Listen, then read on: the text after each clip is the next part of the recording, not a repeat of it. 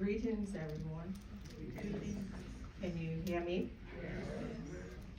Let not your heart be troubled, neither let it be afraid. Jesus said, you believe in God, believe also in me. In my Father's house there are many mansions. If it were not so, I would have told you.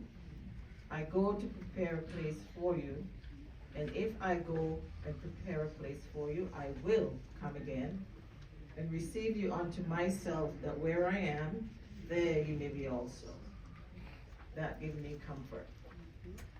I became Christine mom when Dr. McKellar from the Bronx, the Lincoln Hospital, called me one day and said, I have this extraordinary young woman who is going through cancer, but her spirit, her attitude, it's impeccable. And she said she's coming to Connecticut, so I want you to look out for her. So you know me already, I'm like, okay. And then I find myself with a child, but I said, I got a child, another daughter, but I didn't even know who the father is. She became my kid. If you see pictures that we took together, we were always cheek to cheek. She was the person that I go to. She was my go-to. When we have like the ball, we need the tickets, we need the flyers. All I just said, Christine, we need to get going, we need to get the tickets, we need to get the flyers.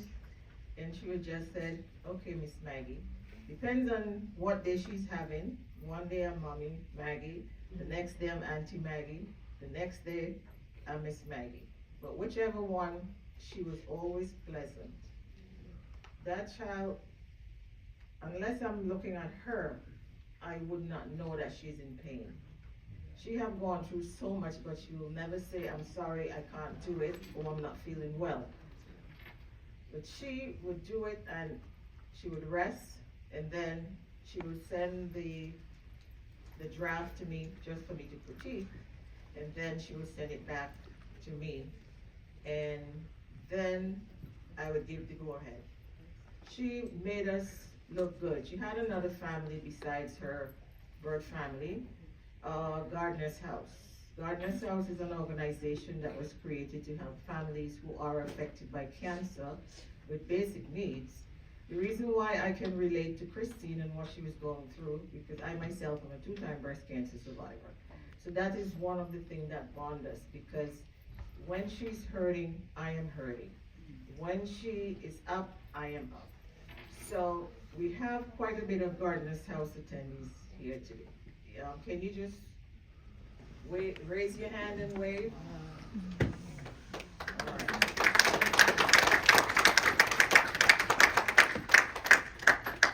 Christine, in her last days, Miss Anne took some soup for her this Sunday, and she gave me some soup too.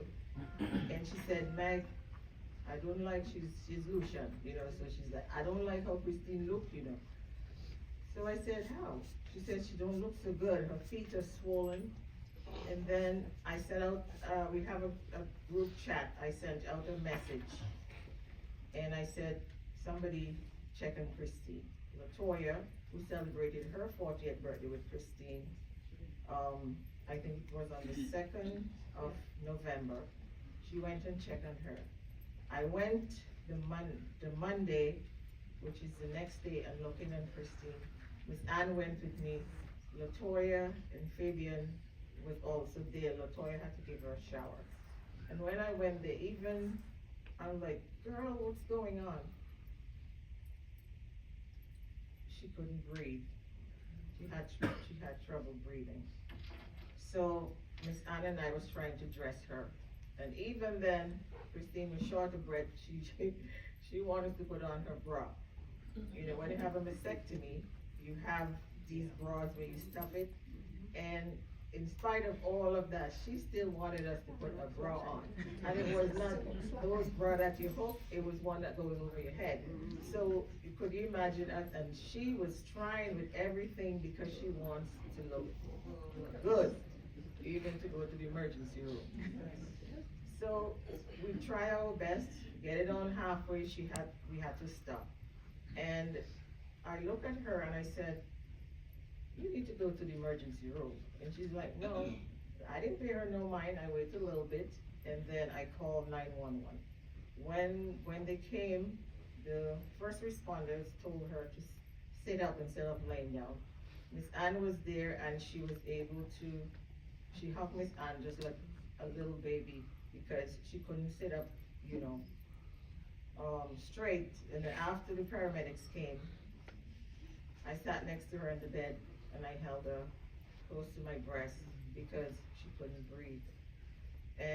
But she was still giving us orders, you know, in short sentences, where to find this, what to take and everything. So I was really in a mode, like a mother mode, just to make sure that she's okay. And then they took her to the emergency room, and I saw her the next day.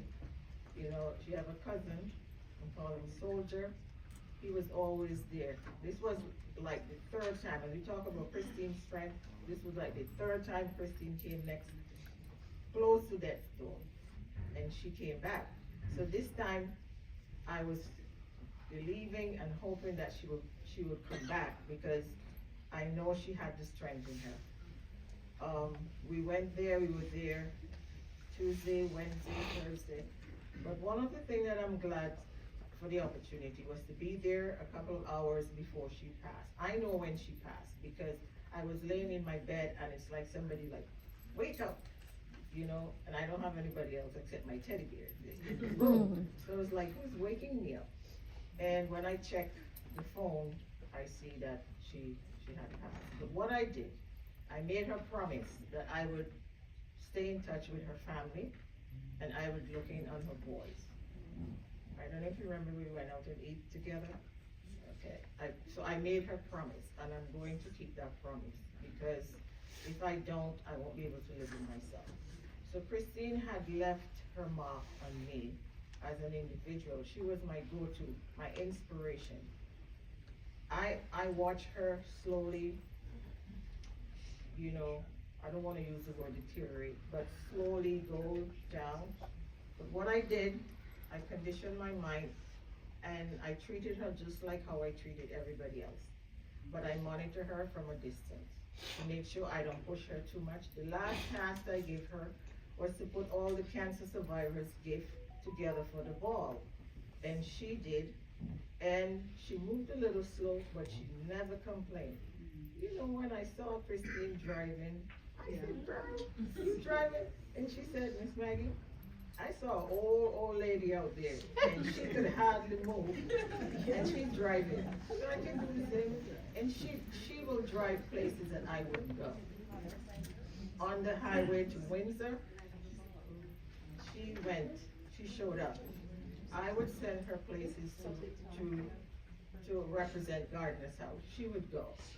Whenever I'm going somewhere, I'll take her with me. We'll get all dressed up, you know.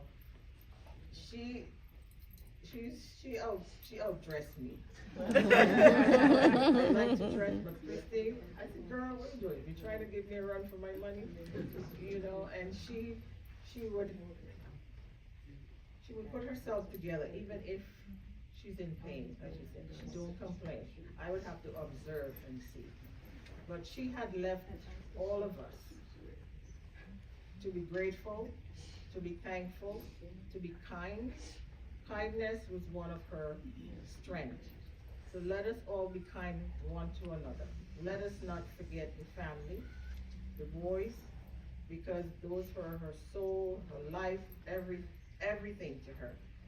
You know, it breaks her heart when she could not take care of them, you know, lately, but she figured out a way how to adapt.